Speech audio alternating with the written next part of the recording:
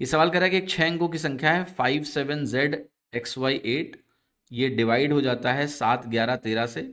आपको बताना है x-2y+z की वैल्यू क्या होगी।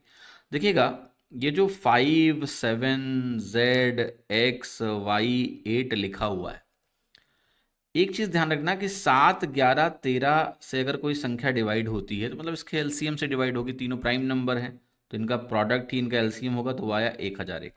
तो जो संख्या 7, 11, 13 तीनों से डिवाइड होगी वो 1001 से भी डिवाइड हो जाएगी।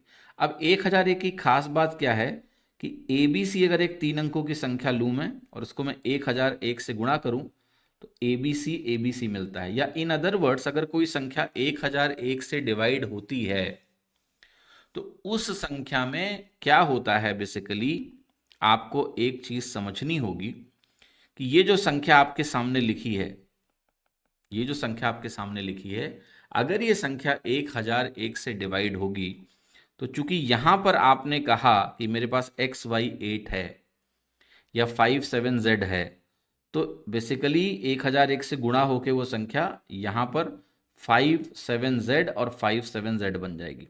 तो मैं इसको भी लिखूंगा कि ये भी 5, 7 और Z ही होगा। तो x की वैल्यू हमारी क्या होगी 5, y की वैल्यू हमारी हो गई 7 और z की वैल्यू हमारी हो गई 8।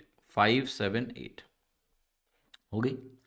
अगर ये वैल्यू 5, 7, 8 हो गई तो अब जो निकालना है वो निकाल लेते हैं। x-2y+z, तो x की वैल्यू हो गई 5, 2y हो गई 7 दूनी 14 और z की वैल्यू हो गई 8। तो 8, 5, 13 में 14 घटेगा तो -1 आएगा। आंसर हो गया आपका B, -1 is the right answer.